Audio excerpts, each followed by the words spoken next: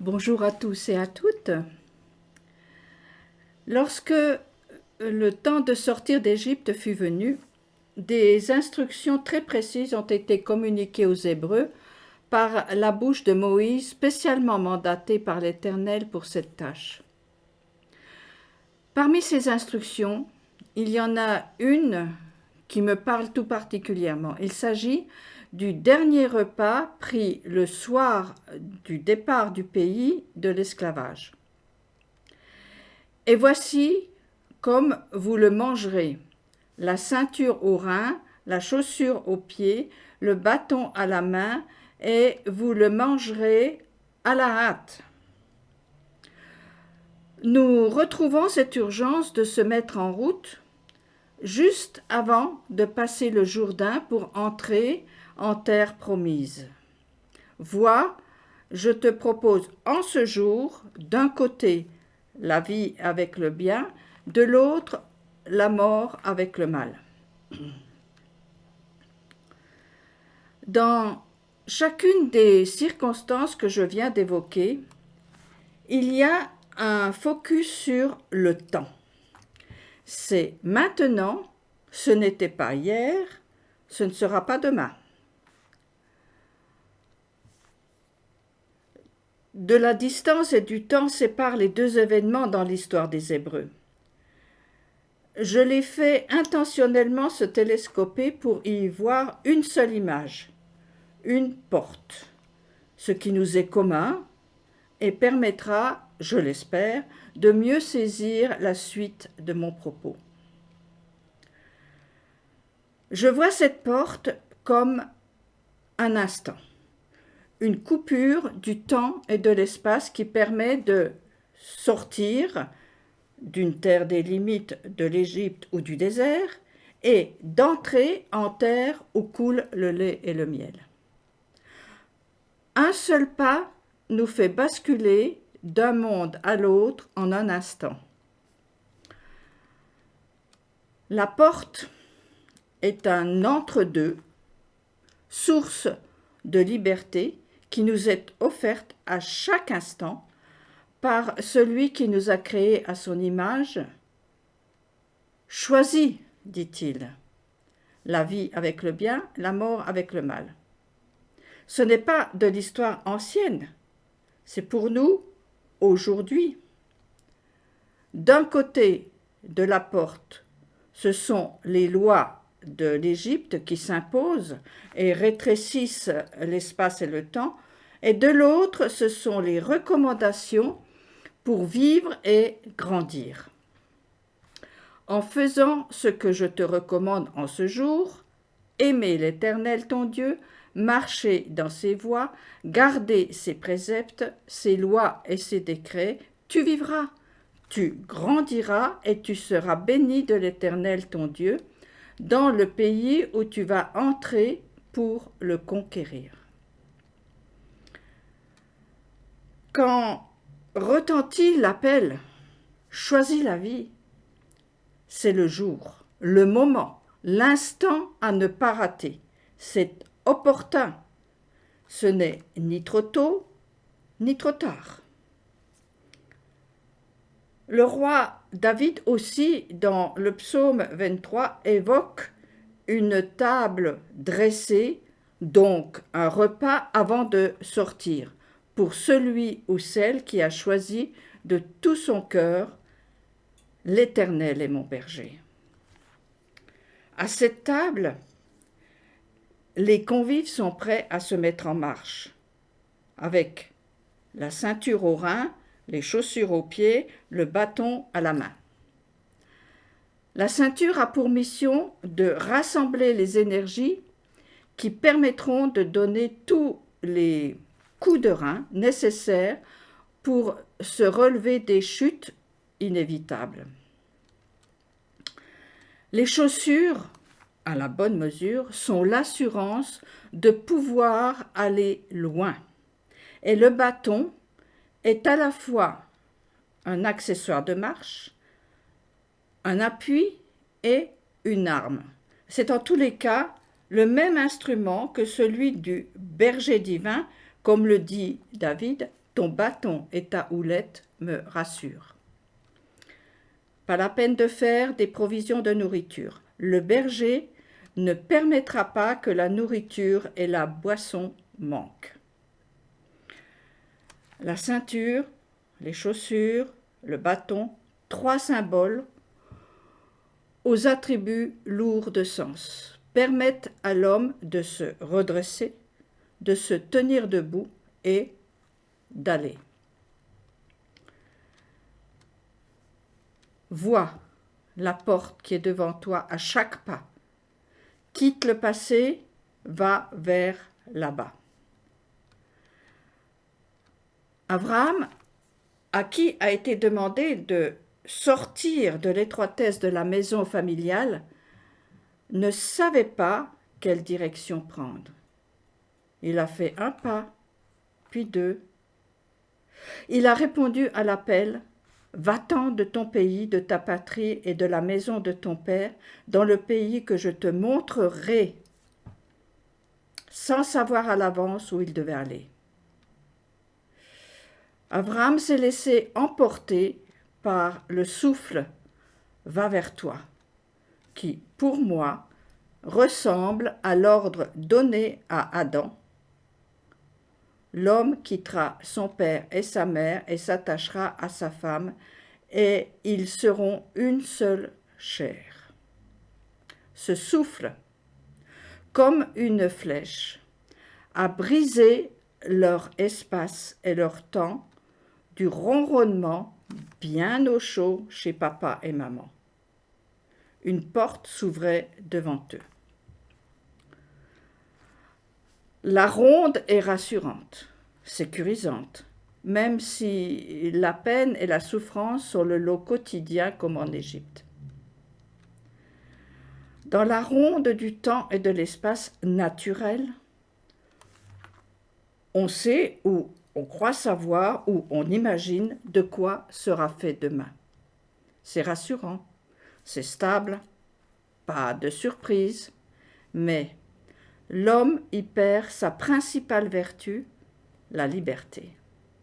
Sans elle, il n'est plus homme, créé pour être le gestionnaire de la nature.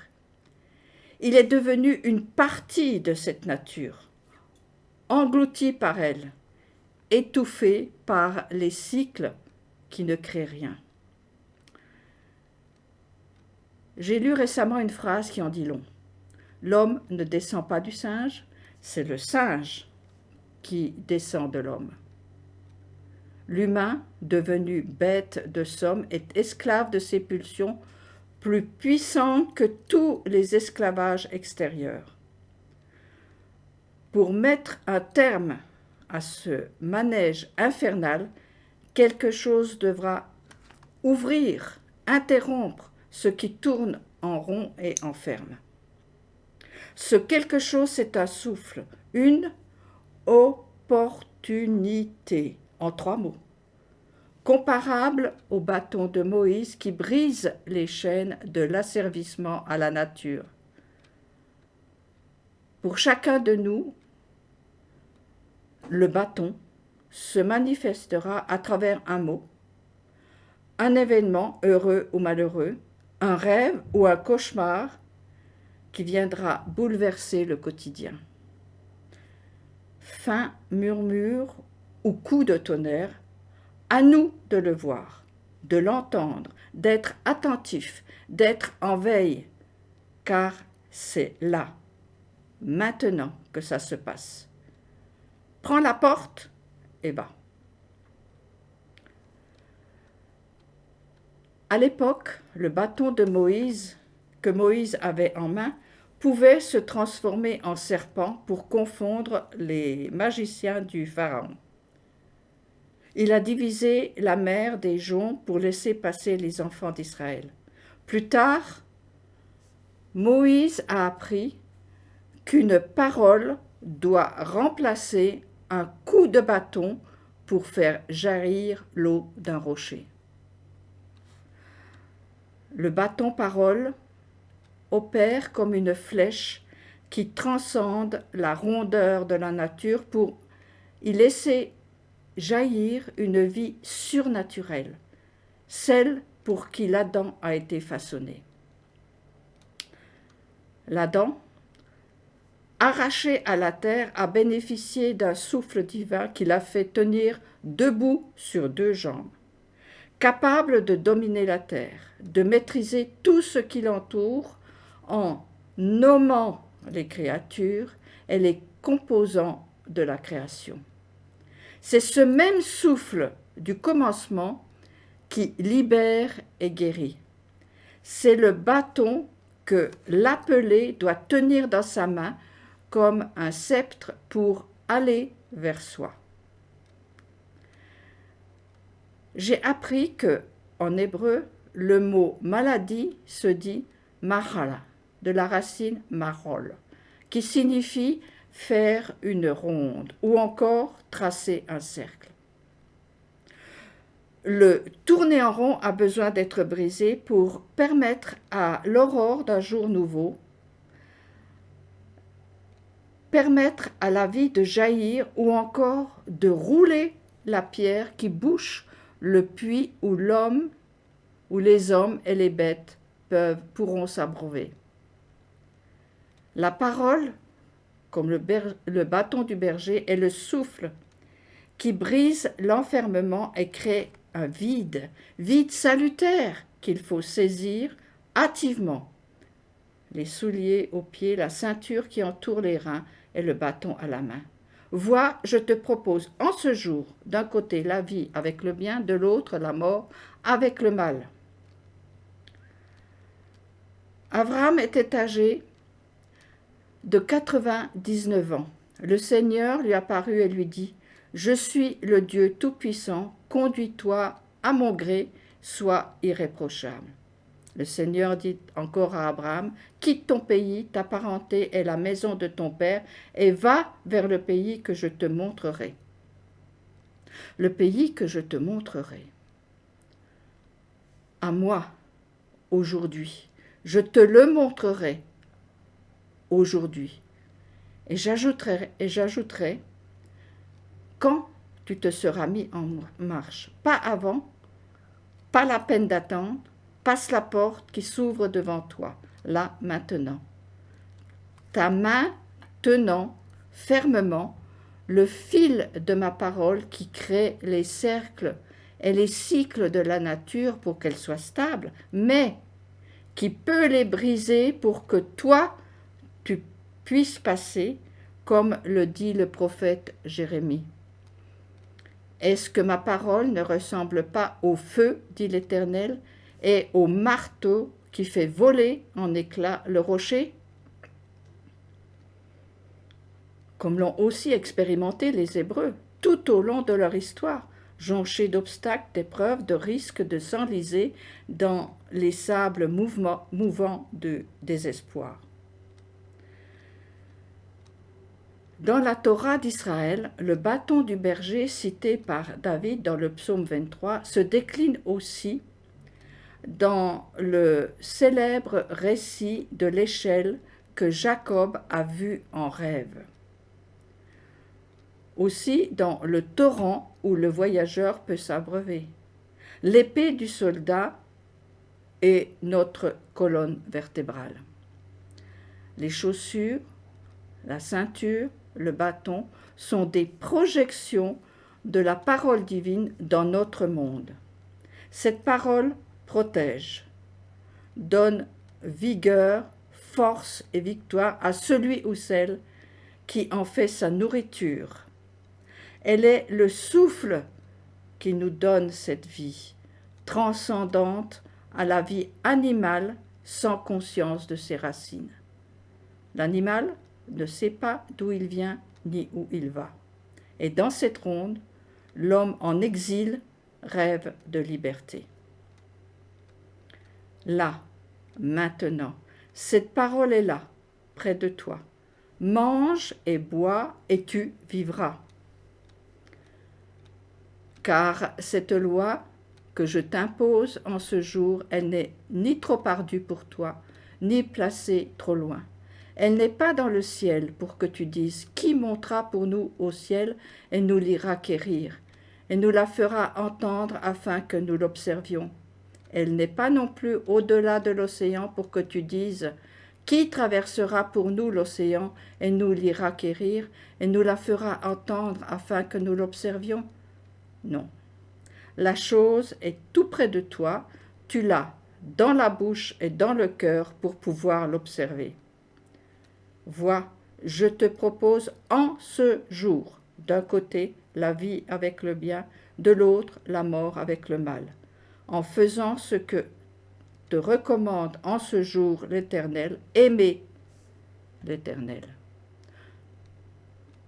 En un mot commençant, la clé de la porte, c'est de choisir d'aimer le Dieu qui libère.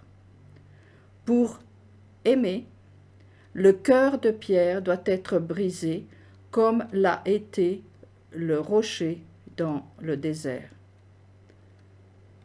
Dans le psaume 95, il est dit « Si seulement aujourd'hui encore vous écoutiez sa voix, n'endurcissez pas votre cœur. »